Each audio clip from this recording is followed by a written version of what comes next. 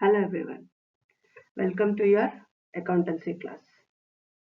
In the last video, we have learned about some basic terms of accounting, and now we will go for some more accounting terms. Accountancy में अलग अलग तरह के words का use होता है, उसके मीनिंग क्या है वो हम इस वीडियो में पढ़ते हैं. इसके पहले भी हम कुछ अकाउंटिंग टर्म्स के बारे में पढ़ चुके हैं, अब कुछ आगे बढ़ते हैं. जिसमें पहले है, आज हम देख रहे हैं लॉस, प्रॉफिट एंड कुछ और टर्म्स देखेंगे. जिसमें सबसे पहले हम लॉस देखते हैं. Loss is of two types. Loss क्या है? हानि को हम लॉस कहते हैं. लॉस दो तरह की होती है. Loss is of two types. First kind of loss is the excess of expenses over revenue during a particular period. Second type of loss is loss due to incidents such as goods loss due to theft, goods loss due to fire, etc. Loss दो तरह की होती है. एक जो business करते वक्त जहां उनका जितनी खर्च होती है उससे कम में उसका बिक्री होना. अगर उसमें जितनी लागत लगी है किसी प्रोडक्ट को बनाने में उससे कम में अगर उसकी बिक्री होती है तो उसे हानि कहते हैं.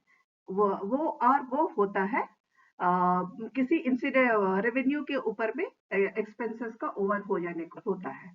एंड दूसरा होता है किसी हादसे की वजह से नुकसान का होना. जैसे चोरी हो गया, माल का चोरी हो जाना या आग लग जाना. इस तरह से जब हो करके कुछ नुकसान होता है तो वो उसे इंसिडेंट के वजह से, किसी कारण की वजह से हुआ है. उसमें बिजनेस तो सही था लेकिन वो बिजनेस की वजह से नहीं हुआ है. अब हम देखते हैं लॉसेस कितनी तरह के हैं. Types of losses are of two types. Losses जो है वो दो तरह के होते हैं. हानि दो तरह के हैं. Out of normal business operations, when the firm's expenses exceeds revenue, it is called normal business loss. साधारण नुकसान जो है, साधारण हानि क्या है? बिजनेस पे जितनी उसकी लागत थी उससे अगर कम में उसकी बिक्री होती है, उतनी कमाई अगर नहीं होती है तो उसे साधारण नुकसान या साधारण हानि कहते हैं. एंड दूसरा है out of abnormal situations not in firms control. ऐसे हालात जो बिजनेस के कंट्रोल में नहीं थे, उन हालातों में जो नुकसान होता है उसे हम एबनॉर्मल लॉस कहते हैं. जैसे कि these include losses such as losses of goods due to fire, theft, accident, decline in the value of investments, inventories, etc. जैसे चोरी हो गया है, आग लग गई दुकान में या एक्सीडेंट हो गया, इस तरह से जो नुकसान होता है उसे लॉस, एबनॉर्मल लॉस कहते हैं. अब हम देखते हैं प्रॉफिट यानी कि फायदा, लाभ. Excess of income over expenses in an accounting year is called profit. Profit is also of different types.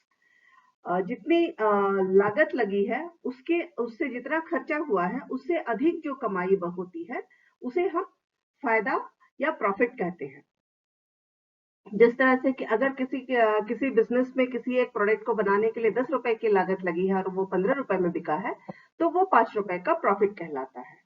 इसी तरह से प्रॉफिट भी बहुत तरह के होते हैं, जिसमें पहला है gross profit. The balance received after deducting the total cost of goods and direct expenses from the total of sales and opening stock is called gross profit. सबसे पहला है ग्रॉस प्रॉफिट. ग्रॉस प्रॉफिट कैसे पता चलता है? जो amount total cost of goods और direct expenses को निकालने के बाद में टोटल सेल्स और ओपनिंग स्टॉक जो बच जाता है उसे हम ग्रॉस प्रॉफिट कहते हैं.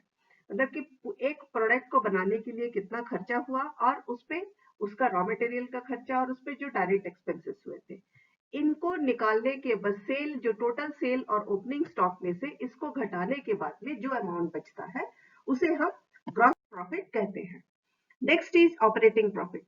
The balance received on adding operating income to gross profit and deducting operating expenses from it is called operating profit. Balance received on adding operative income to gross profit. Gross profit में operating income को जोड़ने के बाद में और operating expenses को घटाते हैं. ऑपरेटिंग इनकम जो है उसको जोड़ते हैं ग्रॉस प्रॉफिट में एंड ऑपरेटिंग एक्सपेंसेस जो है उसको घटा देते हैं. इसके बाद में जो प्रॉफिट बचता है उसे हम ऑपरेटिंग प्रॉफिट कहते हैं. Next is net profit. The balance left after adding all incomes, operating, non-operating to gross profit and deducting all expenses and losses from it is called net profit. Balance जो होता है, यहाँ पे देखिए net profit कैसे पता चलेगा. Adding all incomes, जितने भी तरह की कमाई हुई है एक प्रोडक्ट में, उसमें से जितने भी तरह के खर्चे हैं सारे को निकालने के बाद में जो अमाउंट बचता है उसे हम ग्रॉस प्रॉफिट, उसे हम नेट प्रॉफिट कहते हैं। ग्रॉस प्रॉफिट में जितने भी ऑपरेटिंग एक्सपेंसेस से जितने तरह की कमाई हुई है सबको जोड़ने के बाद में जितने तरह के खर्चे हुए थे उन सबको अगर घटा दिया जाए तो जो अमाउंट बच जाता है उसे हम नेट प्रॉफिट कहते हैं। इसके बाद में अगला है हमारा vouchers. What are vouchers? Vouchers किसे कहते हैं? Documents verifying business transactions are called vouchers. For example, our invoice, cash memo, business transactions are recorded on the basis of vouchers, and at the time of auditing, they help in verifying accounting entries. These are also called sources of documents. Nature, amount, and other details are written on that document. किसी भी business transaction को watchers के ऊपर में ही चलाया जाता है, verify करके ही। जैसे कि जिसका एग्जांपल है कैश मेमो या इनवॉइसेस, इन सबको रिकॉर्ड करते हैं बिजनेस में। इन सब चीजों वाउचर्स के ऊपर ही सारे बिजनेस ट्रांजैक्शंस जो है वो रिकॉर्ड होते हैं। जैसे आप बिल बोलते हैं, जैसे आप बोलोगे कि जब आप बाजार में जाते हो तो आपको जो एक बिल आपको दिया जाता है, आप कुछ भी खरीदारी करते हो, और दूसरा उसके ऑडिटर के जो दुकानदार है उसके पास होता है। वो इन सारे चीजों को एक साथ, उन सारे पेपर्स को एक साथ इकट्ठे करके रखता है, एंड जब ऑडिटिंग होती है तो उसका जो इन्हीं सारे डॉक्यूमेंट्स के आधार पर उसका बिजनेस सही तरह से हो रहा है या नहीं, या वो जो सेल कर रहा है वो सही प्राइसेस में सेल हुआ है कि नहीं, इन्हीं सब के आधार पर देखा जाता है कहीं वो गड़बड़ तो नहीं कर रहा है, बिजनेस एंटरप्राइज में कोई गड़बड़ियां तो नहीं हो रही है, एंड इन्हीं के आधार पर प्रॉफिट और लॉस भी निकाला जाता है।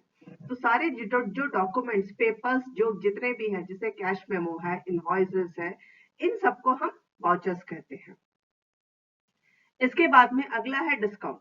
The amount paid of while receiving the amount receivable or receiving such waiver will while paying amount place payable is called discount. The discount is of two types. जब हम कब पैसे से पेमेंट कर रहे होते हैं उस वक्त जितने अमाउंट की छूट दी जाती है, चाहे हम खरीदारी करते वक्त या बिजनेस अपना रॉ मटेरियल खरीदते वक्त, जो भी जब कोई कुछ खरीदारी कर रहा है या जब किसी को छूट दिया जा रहा है, बेचने वाला भी कभी कभी छूट देता है, तो जितना अमाउंट छूट में दिया जाता है उसे हम डिस्काउंट कहते हैं। जब कैश पेमेंट होने लगती है तो उसमें से कुछ अमाउंट वो छोड़ देता है, इसे डिस्काउंट कहा जाता है। डिस्काउंट भी दो तरह के होते हैं, जिसमें पहला है trade discount. When discount is offered on the list price, it is called trade discount. This this is given with the objective of increasing sales. This is allowed on both cash and credit sales. Trade discount is not recorded in books because it is deducted from invoice price. Trade discount वो तब दिया जाता है जब बहुत अधिक amount में कुछ खरीदा जा रहा है। जैसे पहले जब बात होती है प्राइस ये है, लेकिन आप अगर इससे अधिक खरीदेंगे तो आपको इतना डिस्काउंट मिलेगा, इस तरह से जो बातचीत होती है उसे ट्रेड डिस्काउंट कहते हैं। एंड उसको, और ये अधिकतर अपने सेल्स को बढ़ाने के लिए किया जाता है। कोई भी ऑर्गेनाइजेशन अपने सेल्स को बढ़ाने के लिए अधिकतर ट्रेड डिस्काउंट देती है। एंड ट्रेड डिस्काउंट को कभी भी बुक्स में रिकॉर्ड नहीं किया जाता है, क्योंकि वो जो इनवॉइस का पेपर बनता है उसी पे उसको लिख करके डिडक्ट कर दिया जाता है। जिस तरह से मान लीजिए आपको कहा जाता है कि एक कॉपी 10 रुपए की है, लेकिन अगर आप 10 कॉपियां खरीदेंगे तो हम आपको 9 रुपए में देंगे, तो वहां 9 रुपए जो वो 1 रुपया है वो लिखा नहीं जाता, उसका बिल बनाते वक्त नहीं लिखते हैं, इनवॉइस का पेपर जब बनता है उसी में उसको डिडक्ट कर दिया जाता है। इस तरह से जो बात होती है उसे कि आप ज्यादा खरीदेंगे तो हम अधिक डिस्काउंट देंगे, उसे ट्रेड डिस्काउंट कहा जाता है। अगला है cash discount. Discount allowed by businessman to customers to receive payment within a specified period is called cash discount. Cash discount is recorded in the books of account. उसके बाद में एक discount और होता है जो आप सही टाइम पर, अगर आप बात करते हैं कि मैं अभी के अभी डाउन पेमेंट करूंगा तो मुझे कितना डिस्काउंट मिलेगा, इस तरह से, या फिर मैं एक हफ्ते के अंदर पूरी की पूरी पेमेंट कर दूंगा तो कितना डिस्काउंट मिलेगा, इस तरह से जो डिस्काउंट होता है सही वक्त पर पूरे के पूरे पेमेंट को करने पर जितना अमाउंट का डिस्काउंट मिलता है उसे कैश डिस्काउंट कहते हैं। एंड कैश डिस्काउंट को हमेशा रिकॉर्ड किया जाता है। क्योंकि वक्त पर पेमेंट लेने का ये भी एक तरीका होता है। इससे 2%, 1%, 5% जो भी डिस्काउंट मिलता है उसे कैश डिस्काउंट कहते हैं। अब हम आगे देखते हैं transactions. What is transactions? Transactions are mainly of 4 types. Transactions क्या है? जो हम लिख के रखते हैं उसे हम ट्रांजैक्शंस कहते हैं, और ये 4 तरह के होते हैं। सबसे पहला है cash transaction. Transactions in which goods services are exchanged in cash are called cash transaction. For example, goods purchased or sold in cash. Cash transactions वो चीजें हैं जिन्हें हम पैसे दे करके या सर्विस को या सामान को जिन्हें हम पैसे दे के खरीदते या बेचते हैं उसे कैश ट्रांजैक्शन कहा जाता है, जहां सिर्फ रुपयों से ही लेन देन होता है। दूसरा है credit transaction. Transactions in which goods services is not paid immediately, instead it is paid on a specified date in future is called credit transactions. Example, goods sold to Ram on credit for 2 months and purchased on credit from Shyam for 3 months, etc. Credit transactions वो है जहां पर goods और जो services है वो आपको दे तो दिए जाते हैं, लेकिन कुछ एक पर्टिकुलर टाइम के बाद उसका पेमेंट होता है। जैसे कि कई बार हम लोग देखते हैं कि राम को 2 महीने के क्रेडिट के लिए सामान बेचा गया, मतलब वो 2 महीने बाद ही उसका पेमेंट करेगा। उसी तरह हम श्याम से 3 महीने का ऑर्गेनाइजेशन ने श्याम से 3 महीने के लिए सामान खरीदा, मतलब क्रेडिट पे 3 महीने के बाद ही उसका पेमेंट होगा। इस तरह से जो बात होकर के बिजनेस होती है उसे क्रेडिट ट्रांजैक्शन कहते हैं। इस तरह से जो लेन देन होता है कि हम कुछ टाइम के बाद में पेमेंट करेंगे उसे क्रेडिट ट्रांजैक्शन कहा जाता है। एक तीसरी तरह का ट्रांजैक्शन होता है जिसे बार्टर ट्रांजैक्शन कहते हैं। एंड बार्टर ट्रांजैक्शन क्या है? A transaction in which commodity is exchanged with another and not with cash is called barter transaction. For example, to purchase computer of exchange of furniture. Barter transaction क्या? यहाँ पैसों से कोई लेन then नहीं होता है, ना तो उधार पे ना इमीडिएटली पैसे दे करके। यहाँ वस्तु के रूप में लेन देन होता है। जिस तरह से, जैसे मान लीजिए कि एक बिजनेसमैन कंप्यूटर बेच रहा है एंड उससे बदले में वो उससे फर्नीचर ले रहा है, तो इसे बार्टर सिस्टम कहते हैं। जैसे मान लीजिए कहीं पे आप एक दुकानदार सब्जियां दे रहा है और उससे उसके बदले में चावल ले रहा है।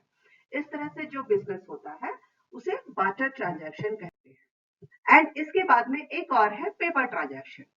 Transaction in which neither any payment is received nor paid are called paper transactions. कुछ चीजें ऐसे होती है जो सिर्फ पेपर पे हो जाती है, ना तो कुछ रिसीव किया जाता है ना कुछ दिया जाता है, लेकिन कागज पे उसको एंट्री कर दिया जाता है। इस तरह की चीजें जैसे कि writing off bad debts, making provision for depreciation as on fixed assets. इस तरह से जैसे फिक्स्ड एसेट्स पे डेप्रिसिएशन लिखा जाता है, उसका कोई पेमेंट होता नहीं है, वो सिर्फ पेपर पे लिखा जाता है। एंड कई बार बैड डेब्ट्स को खत्म कर दिया जाता है कि उसके पास से अब हमें वो रिसीव नहीं होंगे करके। इस तरह से जो पेपर पे सिर्फ लिख दिया जाता है एंड उसका कोई लेन देन नहीं होता, उसे पेपर ट्रांजैक्शन कहते हैं। इसके बाद में आगे हम देखते हैं business transactions. Business transactions is a business activity which changes the financial position of the business. Whenever a business transaction takes place, the result is change in assets, liabilities or capital of business. Features of business transactions are as follows. Business transactions उस तरह के transactions होते हैं जिससे किसी भी business की पूरी स्थिति बदल जाती है। जब भी बिजनेस ट्रांजैक्शंस होते हैं, या तो बिजनेस में एसेट्स बढ़ जाते हैं, या लाइबिलिटीज खत्म हो जाती है, या लाइबिलिटी कभी कभी बढ़ती भी है, कैपिटल बिजनेस का बढ़ जाता है। इस तरह से जो चीजें होती हैं उन्हें बिजनेस ट्रांजैक्शंस कहते हैं। उसमें कुछ लेन देन नहीं है, लेकिन बिजनेस की जो परिस्थिति है वो पूरी की पूरी बदल जाती है। इस तरह की चीजों को हम बिजनेस ट्रांजैक्शंस करते हैं, जिसमें सबसे पहला है फाइनेंशियल एक्टिविटी। ये कैसे होते हैं, कहाँ से होते हैं? तो पहला है इसमें financial activity. It is a financial activity in which prices are exchange. Social activity is not considered as financial activity, like birthday gift is a social activity. Financial activity में उस तरह की एक्सचेंजेस होती है, प्राइस एक्सचेंजेस, जहां पर की पूरी बदल जाती है। जैसे बर्थडे में गिफ्ट मिला है तो वो सोशल एक्टिविटी होगी, वो फाइनेंशियल एक्टिविटी नहीं होती है। इस तरह से पूरे जो पैसों से इधर लेन देन होकर के बिजनेस में बदलाव आता है उसे फाइनेंशियल एक्टिविटी कहते हैं। Next is change in financial position. Financial position of business changes with each business transaction. Her business transaction से बिजनेस का फाइनेंशियल पोजीशन जो है वो बदल जाता है। इसे हम फाइनेंशियल ट्रांजैक्शन कहते हैं या इसे हम बिजनेस ट्रांजैक्शन कहते हैं। इस क्लास के लिए इतना ही। अगले क्लास में और अधिक देखते हैं। Thank you girls.